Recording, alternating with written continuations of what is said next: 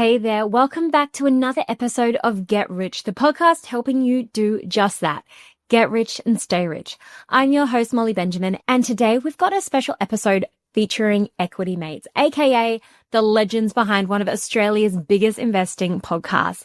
Now, these guys were part of our Wealth Summit and they spoke about the ONE ETF you need for life, and it was one of the most popular sessions of the day. So I asked them if they'd be happy to come on to the podcast and talk about what they covered in that session. And they very kindly said yes, obviously.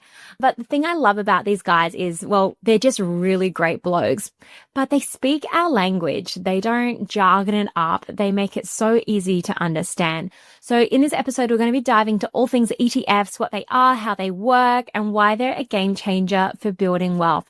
Plus, we will cover, of course, what is that one ETF you need for life and how does it work? But before we get started, a huge shout out to our sponsor, InvestorKit, the experts in helping Aussies build wealth through property investing. If you're looking to grow your property portfolio the smart way, then definitely check them out.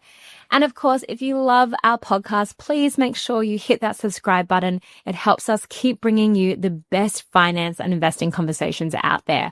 All right, let's get into it. Equity Mates, Alex and Bryce, thank you so much for coming on the show. You are Ladies Finance Club, one of our absolute favorites. So we are excited to hear from you today. Thanks for having us, Molly. Yeah, we're excited to be on the show. Awesome. So we're just going to jump straight into it like we do. To kick off, this whole podcast is obviously called the ONE ETF you need for life. So we wanted to do a bit of a dive in. But firstly, for people who are listening, they're new to investing, how many companies are listed on the Australian stock market? Molly, there are an overwhelming 2,358 companies listed on the Australian stock market. It is constantly changing, but yeah, plenty to choose from. Yeah, that is very overwhelming when you're thinking about what do I actually invest my money in? And I know a lot of people, especially our audience, they work full time. Yeah, they just have really busy lives. They don't have time to look up, what the profit and loss for this company is doing and what the statement is for this company. So you guys talk a lot about exchange traded funds or index funds. So maybe we could just break down what exactly are ETFs, index funds, and why do we like you? So exchange traded funds and index funds, they're two related but slightly separate concepts. So let's go one at a time. Indexes are a way to track a change over time. And in the case of investing, indexes allow us to track the whole share market. So rather than following one individual company, we can follow the top 200 Australian companies or all of the Australian companies or all of the companies in the globe. And when you hear the news and you hear the American market rose 2%, the Australian market fell 2%, the way that we measure those changes is with an index. It was about the 1970s, the founder of Vanguard, Jack Bogle, he had an insight that rather than trying to pick individual stocks, investors would actually do better if they just bought the whole market, the whole index. And turns out he was right. And that was really the start of the index fund. But in the 1970s, it was tough to invest in an index. You had to fill out paperwork. You had to mail your check in. The process kind of sucked. And that was where this second related concept, the ETF, comes from. And the ETF basically introduced the online shopping experience for the index fund. And it's thrown away the paperwork and it's thrown away mailing a check. And now through ETFs, we can buy index funds online with a click of a button, and it's made it really easy and a lot cheaper as well. So we'll get into why we love index ETFs, but in terms of what they are, they're the two concepts. Nice. And I always explain like ETFs like a favorite box of chocolates. You've got lots of different chocolates in a box of favorites. You've got lots of different companies in the one unit. And I heard this great analogy. It was Jess Loon the other day, and she was talking about indexes as like the top hits. So you've got like maybe if you're in America, you've got the top 100 hits or the top 500 hits, and they might change as, certain music is more popular, other songs become less popular. And she used that comparison as an index, like an S&P 500, the top 500 companies in America, like companies will come and go from that top 500, but you're always buying the top 500 song in the country. It's an analogy. Yeah, I love I know, I like that. So how many ETFs are there in Australia? There's about 357 There are 357 at last count, but I think similar to stocks, there are always new ETFs coming and going or coming to market. Some are also being delisted. So hundreds to choose from. And you guys probably get the same question because I get this question all the time. And they're like, okay, cool, Molly, get the concept of an index or an ETF. Okay. But with that many, how do I know which one to actually choose? It is so hard. There's more ETFs than you could ever invest in listed now, and there's more coming to market.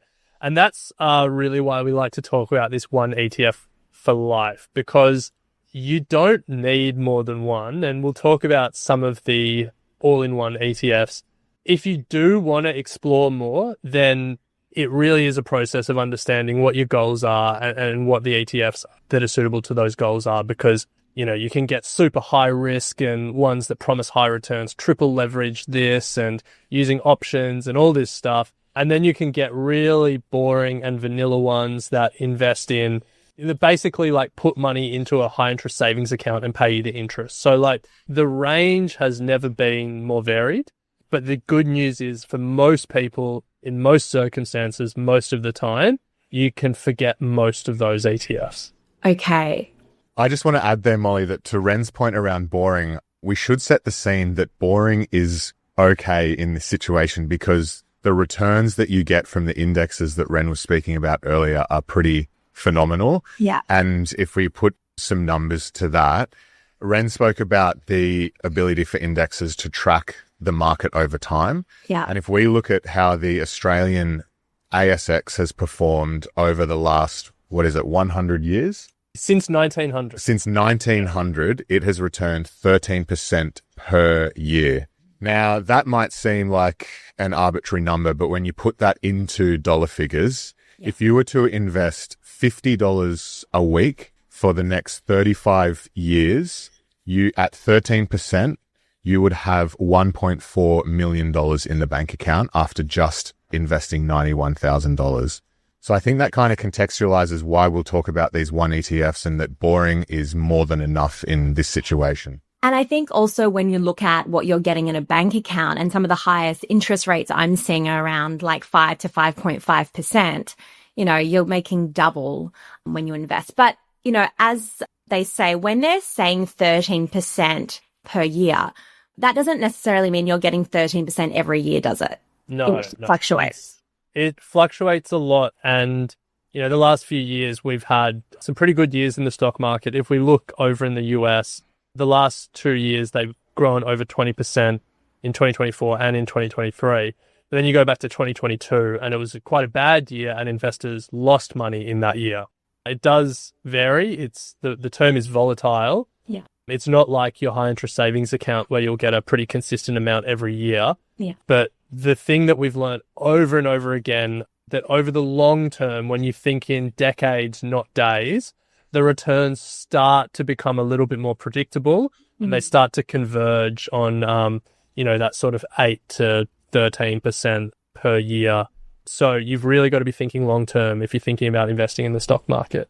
Great. And for people who are looking at maybe actively investing, so maybe getting a fund manager to look at it, do we have any stats on the success rates? Because I've seen stats where, yes, maybe for the first 5 years, generally fund managers can outperform the index. But then when you look at over a 10-year period, it's only a very few. I think it's around 20% that can actually outperform some of those indexes. Yeah. So the best source of data on this, S&P Global, they're like a giant financial, they do a financial institution, call them. They track how active managers go against these indexes that we're talking about, and they publish it. It's their SPIVA scorecard, so people can Google it if they want to. but I've got some of the numbers here. So over the last 10 years, 85% of active fund managers underperformed the S&P 500 in America, which means 15% of US active managers beat the index. Ooh.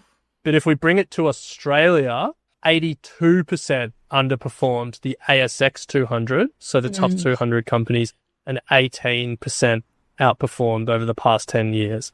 Wow. So, that's less than 1 in 5. Gosh, yeah, that always astounds me. Wow. Because I guess even if you make money, you don't make money, you're still paying either way. The fees on active management, they're higher than these index funds. So you've got to factor that in as well. Awesome. And I have to share this analogy. I did hear someone once refer to ETFs and index funds. They're like the Kardashians. They're a little bit different, but they're quite similar. So, I mean, the title of this episode is called ONE ETF for Life. So can you tell me more about this ONE ETF Life strategy? Can you share more about it? Yeah. So the ONE ETF for Life is a strategy where you take advantage of the index funds and the ETFs that we've spoken about. And in one simple investment, you can get access to the best companies in the world that are going to generate the returns that we spoke about over a long period of time and provide you with, I guess, a financial or a portfolio over a number of years that is more than enough to live a comfortable life. And so the way that these ONE ETFs are constructed, they invest globally. So you're going to get access to not only the Australian market, but the US market, the European market. And by doing so, are well diversified. You're not just getting exposure to one particular company or one particular sector. And we know that the fundamental principles of good long-term investing is to be well diversified. It's not actively managed. And what we mean by that is you don't have these managers making decisions in the background about which companies to choose. It's just you're going to get access to the best companies and you don't have to make a decision about what they are. And they are low cost. And we hate fees at Equity Mates because if you're paying high fees, just like you would if you go to these managers, over a long period of time, fees eat into your returns. So that's what we look for, and that's why we like these ETFs. I'll finish there. Well, hold on. Let's not keep people in suspense. Maybe people share. So Drum roll. As we were saying earlier, there's a lot of ETFs out there, and there's a number of ETFs that fit this bill. So we don't want to play favorites, but we'll just give you 2 examples that tick all these boxes and we think are great ones for you to go and research. But it's by no means exhaustive, so we want to be clear on that. But 2 that top our personal lists, the BetaShares All Growth Diversified ETF, which the ticker is DHHF. And then the other one is the Vanguard Diversified High Growth Index ETF, VDHG. Now, they're very, very similar. The slight difference is BetaShares is 100% in shares. Vanguard is 90% in shares, 10% in bonds. But they both tick all those boxes. And really for us, what that criteria rolls up into is something that you could dollar cost average into. Every time you get paid, you could put a little bit of money into it over and over again for the length of your working life. And you can be confident that you're going to get the market's average return, which will build you enough wealth to be comfortable in retirement. Love it. And if you're listening, you might go, that sounds a bit simple though. It's meant to be quite simple. Yeah. And I think there's a lot of incentive in the financial industry to overcomplicate things because you don't make fees saying, hey, you don't need to pay the experts. You can just take the average because the average is enough. Yeah. But the fact of the matter is, again, for most people in most situations, most of the time, the stock market average is enough. And if you think about your superannuation, like it's invested in a pretty similar way. Like the majority of your super is you take a little bit from every pay and it gets put into mainly the stock market, mainly an index following strategy. And the principle is over the length of your working life, that super will grow into something that can fund your retirement. And really all we're doing is taking the same principle there and saying, if it's good enough for Australia's $4 trillion superannuation industry, it's good enough for us. Yeah, so there you go. You might not even realize, but you were already dollar cost averaging with your super. So you can do this with your investments as well. And I think we just answered it there, but let's say, because I do get a question a bit like, well, how many ETFs? Should I have an ETF and should I have some shares on the side? Like, what are your personal thoughts on that? At its core, our view is that you can build a very successful portfolio and have enough money by just choosing one of these ETFs, and that is it. If all you want to do is stress-free investing and not actually even pay attention to what is going on in the markets, then one of these is more than enough. In fact, people have these as their superannuation funds. That's how beautifully they are set up. They're low cost, they're well diversified. You don't have to make a single investing decision. So like at its core, one ETF is enough. If you're then interested personally in exploring more about the markets, getting a little bit more involved, and you're just generally curious and want to try and add more to that, then of course there are ways in which you can do that by adding thematic ETFs or ETFs that give it exposure to particular sectors, or even choosing particular individual stocks. But I think fundamentally our belief is you don't have to do that to get great returns over the long term. And speaking to my own mistakes of someone who thought they could be a bit of a stock picker back in the day / listen to father's tips. All been there. Looking at my portfolio the other day, and it's literally only my ETFs that have done well. Actually, I had one share, I think it was Mesoblast, that had just done nothing since I bought it. It just crashed the day I bought it. And I've been waiting, and it came back and I was like, I'm out. I'm putting it into an ETF. I was just like so burnt from that. Yeah. We've all been there. That's a common investing rite of passage, I think. And, when we started investing, ETFs weren't that big. They weren't really a thing. So it's great that they are now, and people should take advantage of them. And if we could just kind of get into the ear, because I'm still having conversations with awesome, intelligent, smart people, and they're like, oh, I'm just going all in on crypto. And I'm like, that's slightly concerning. What thoughts do you have for people who are maybe looking for that get rich quick scheme, or they have put everything into crypto? I think, AKA, you know who I'm talking about if you're listening to this podcast. This person. I think investing more than anything is an exercise in like controlling your worst impulses. And there's so much psychology and so much like behavioral finance that goes into it, because like we all have that impulse that we want to get rich quick. We all have that FOMO. We all hate it when we see people making, millions of dollars off NFTs and stupid stuff like that. Also tried that. It didn't work. But as fast as it goes up, it can go down. And, Bitcoin's been an incredible story. And we both have a small portion of our money in Bitcoin, but the emphasis is there on small. And I think fundamentally when you're investing in the stock market, it's different to a lot of these other investments. Whether you're buying crypto or an NFT or wine or art or gold, even a house in a lot of cases, what you're doing is you're buying something with the expectation that someone in the future will pay more for the same thing. Yeah. But when you're buying shares in a company and when you're buying these ETFs, what you're doing is buying shares in 40,000 companies. Those companies are incentivized to make you more money as a shareholder. They hire the smartest people they can. They invent new products. They figure out ways to go into new markets. They invent new ways of doing business, all to make you as a shareholder more money. Yeah. All of their incentives, their bonuses, their promotions at their job are all based around driving profitability for the company. And those profits go back to you as a shareholder. And so what that means is when you're buying shares, it's something fundamentally different to investing in a lot of these assets. Mm-hmm. You're not relying on someone buying it for more in the future. Mm-hmm. You're actually owning something that will grow and change over time. And the best example that we always point to is Amazon. When Amazon listed in the 1990s, it was a bookseller. It was doing, I think, about $16 million in revenue. It had about 200 employees. If you had bought shares in Amazon at that time and just held it to today, what you own is fundamentally different. It's now $1 trillion Amazon Web Services giant. It employs over 1 million people. It's entered all these different countries, and you didn't have to do anything as a shareholder. You just let other people work hard for you. And that's why we love the stock market. It doesn't happen overnight. You're not going to get rich quick. But if you focus on getting rich slow, you might actually do it. I love talking to you guys because you speak such practical language, and that just made so much sense.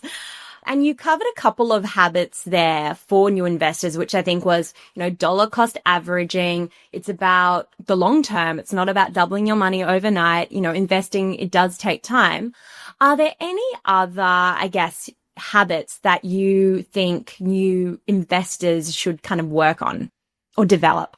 One of our favorite is this saying that's come from Morgan Housel, who wrote The Psychology of Money. And I would strongly recommend everyone to read that because you speak of practical. He's very, very practical. It goes, building wealth has little to do with your income or investment returns and lots to do with your savings rate.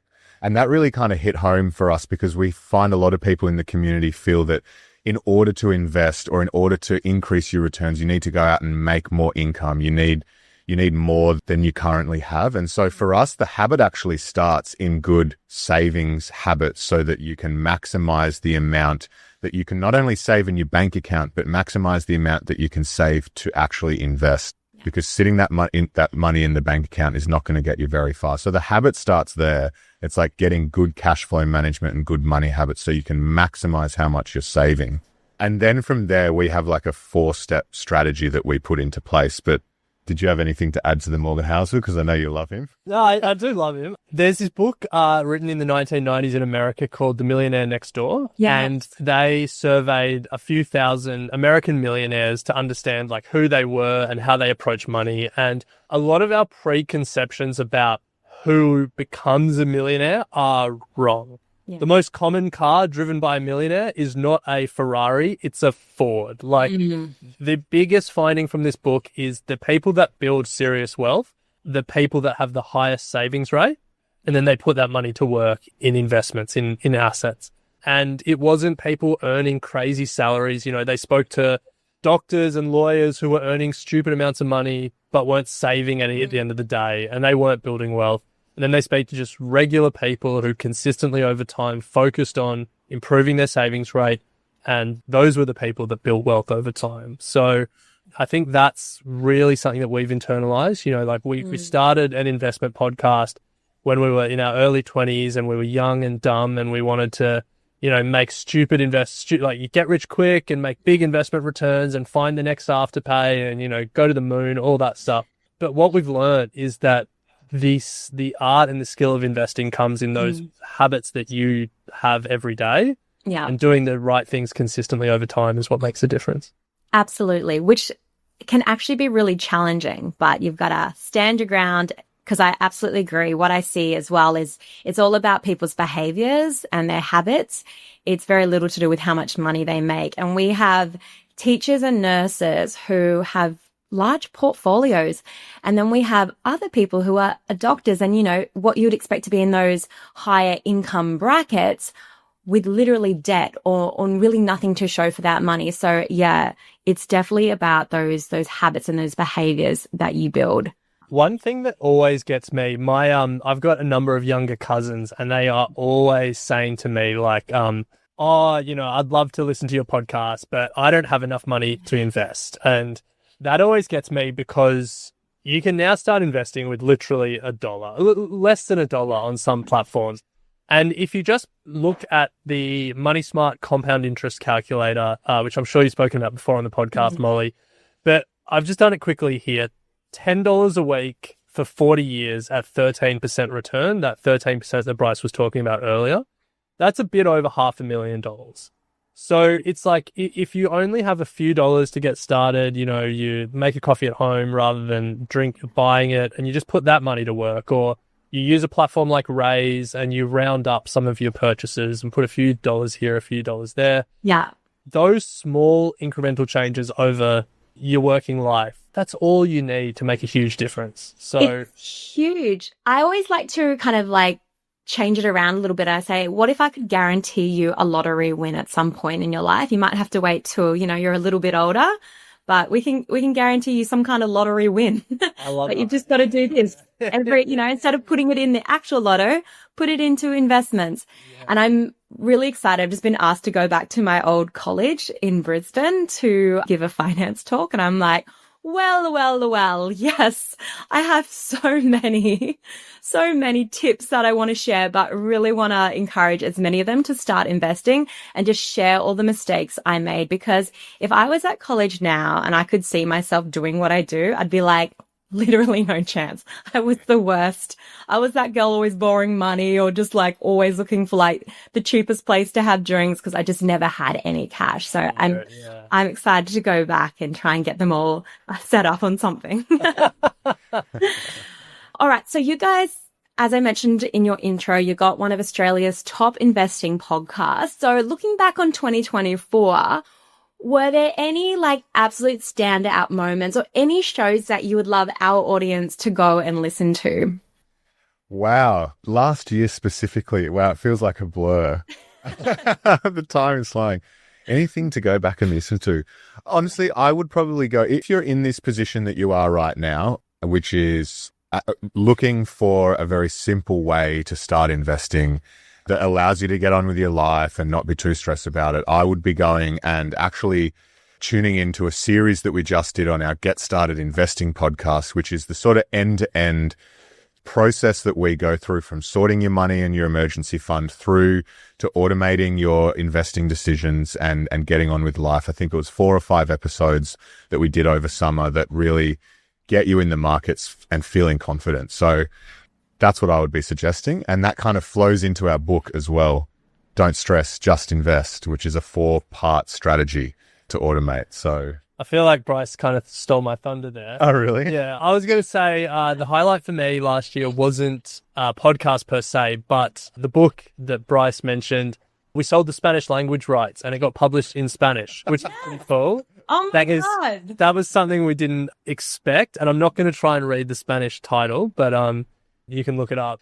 I think for us, that book was it's really a reflection of this one ETF for life ethos. And it's the journey we've been on. And we wrote it for all of our friends and our family members who would never listen to our podcast, who just weren't interested, didn't want to know what was happening in markets, just wanted a strategy that they could set up, automate, and then do something more interesting with their days. That's why we wrote it. And it's pretty cool that the Spanish publishers thought it was good enough to buy the rights for. But I think for me, that's probably the next step if people want just the absolute simplest way to get started investing. Congrats, guys. That's awesome. I know no Spanish, but hola to you guys. We're hoping to do the Spanish book tour at some point. Please do. Because that'll take you all over. You've got Europe, you've got South America. So looking at everything, like, oh my God, 2025 is off to a wild start. So for those people who might be feeling a little bit uncertain or like, should I be investing my money right now? What kind of words of wisdom do you have for the listeners out there? Just get started. Yeah. For me, like, there's always a reason to panic. And if you look at the historic returns that we were talking about from 1900 in Australia, the stock market has overcome reason to not start investing and reason to not start investing again. You know, the world wars, the Spanish flu, COVID, financial crises, prime ministers going missing off the coast of Australia, other prime ministers being dismissed. Yeah. And you look at the same in America. There's always reason to not invest. But the story of the stock market is as people work hard and start new companies and find ways to invent new products and new technology emerges, that is the engine that drives the stock market, not any sort of short-term political noise or anything like that. And even if you just look back over the past 5 years, you wouldn't, COVID's hitting, so I won't start getting invested now. And then, 2021, the market's overvalued and people are saying it's a bubble, so I won't start investing now. And then 2022, inflation is coming and, I can't start getting invested now. 2023, interest rates are rising. That's not good for the stock market. There's always a reason to not invest. But just between 2020 and today, in some markets, you would have doubled your money or close to have doubled your money. And so that is just another reminder of the long-term lessons, which is there's always a reason to not get started, but that shouldn't stop you because the power of the stock market overcomes all those reasons. Awesome. Well, thank you so much, guys. This has been such a great conversation. And as I always say when I speak to you guys, thank you again. Like, you have given Australians so much education. You've changed so many lives, and it is always such a pleasure talking to you guys. I always learn lots. So thank you for coming on the show. Thanks. Thanks for having us, Molly. Well, I mean, the same back to you. I think we really respect what you guys are doing at Ladies Finance Club, and yeah, you've changed just as many lives, and let's keep doing it. Awesome. And we'll pop all the notes and all the links in the show notes to where you can find their podcast and their book and the Spanish version as well. Yes.